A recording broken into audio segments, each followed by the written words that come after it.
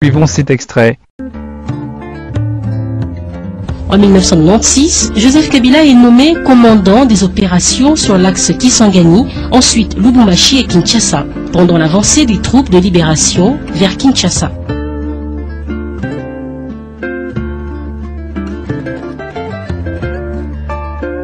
Cette partie du CV est vraie, car dans son interview toujours dans Jeune Afrique Intelligent, numéro 2155 T 2156, en avril 2002, Mskabarbé le reconnaît aussi. On rapporte que l'armée de Kagame serait venue au Congo à la poursuite des ex-forces patriotiques rwandaises et autres FDLR. Ces situés ennemis du régime Kagame. L'armée de Kagame, qui envahit le Congo en 1996, sous le commandement d'un certain Mskabarbé, n'a connu aucune résistance pour un premier temps. Les deux qui fut tombèrent du jour au lendemain, le nord du Katanga aussi. Seule la province orientale résiste à l'armée de Kagame. Cette province est défendue de main force d'un certain général Moulambi, rappelé de sa retraite par Mobutu, pour défendre un Congo envahi par le Rwanda. La province orientale abrite désormais 2 millions de réfugiés rwandais Hutus poursuivis par les hommes de Kagame, et qui prend la tête des opérations, commandant Hippolyte, aujourd'hui Joseph Kabila. Alors peut-on donner la tête de telles opérations à un homme, sur qui on n'a pas confiance, ou à un étranger, ou encore à un mercenaire? Car nous verrons quel était l'objectif des opérations de la province orientale. Voici ce que nous apprend le rapport Mapping des Nations Unies, sur ce que les troupes dirigées par Joseph Kabila et son mentor, Mskabarbé, ont fait à la province orientale. En avril 1997, massacre de 50 000 réfugiés Hutus au moins installés dans les camps de KCC 1 et 2, situés près de la localité de Kiza, à 25 km de Kisangani, et de 30 000 réfugiés au niveau de Biaro, à 41 km de Kisangani, voir paragraphe 244 du mapping, pour ne citer que cet exemple. Enfin, lorsque Kinshasa tombe entre les mains de l'armée rwandaise, Mskabarbé devient le chef d'état-major de l'armée congolaise et Joseph Kabila, et son adjoint en charge de l'armée de terre. Et moins de 4 années plus tard, Mskabarbé occupera ce même poste, mais cette fois-là au Rwanda, mais Joseph Kabila deviendra le président du Congo. Mais, suivez la suite du CV de Joseph Kabila. En 1997, il se rend en Chine pour parfaire ses études militaires à l'Université de défense nationale de Pékin.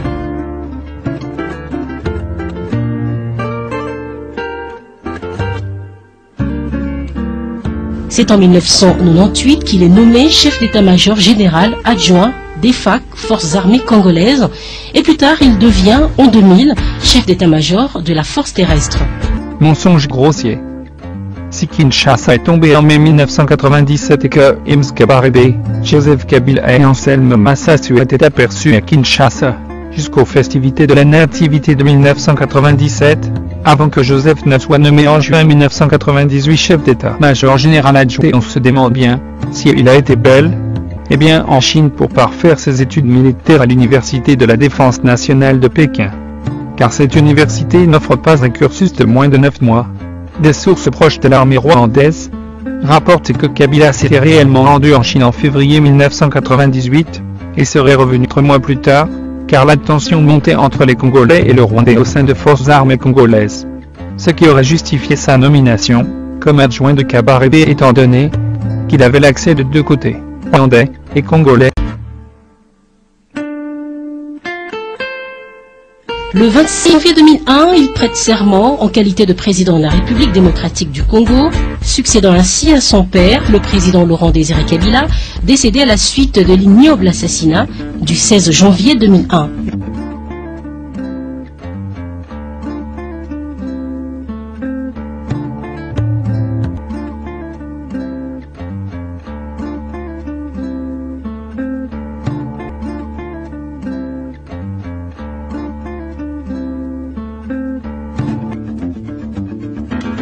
Le président Joseph Kabila est détenteur d'un diplôme de Washington International University.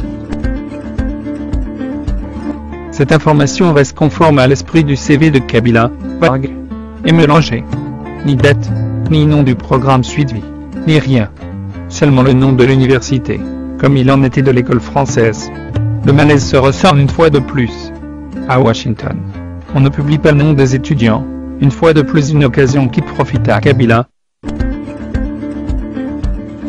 Le président de la République démocratique du Congo, Joseph Kabila, est docteur honoris causa de la Hankook University en Corée du Sud.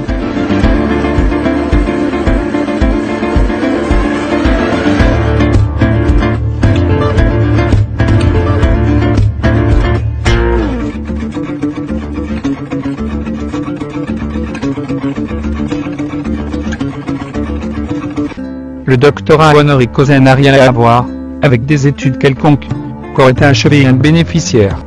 Au contraire, ce titre peut être décerné même à un illettré. Ce titre honorifique permet donc à une université de souligner l'œuvre d'une personnalité ou son implication dans une communauté. Il offre aussi une visibilité à l'université et encourage la participation du docteur honoris causa au financement de cette dernière. Le titre peut être décerné à la suite d'un don, ce qui serait le cas de Kabila, selon une source diplomatique congolaise. Alors que les universités congolaises sont en perpétuelle menace de grève suite à l'impaiement des professeurs et personnels académiques, ainsi qu'aux frais académiques très élevés, et au manque total de bourses d'études. Joseph Kabila, lui, finance une université coréenne, pour ajouter le préfixe « docteur » à son nom, afin de combler le vide laissé par son passage, éclair au banc de l'école. Kabila n'est pas à son premier coup de la sorte. On se rappellera du financement d'une école en Tanzanie, qui a coûté la vie au journaliste Frank Njike, pour avoir passé cette information à son confrère Patrick Bouteau, qu'il avait publié à 15 à ça en 2005.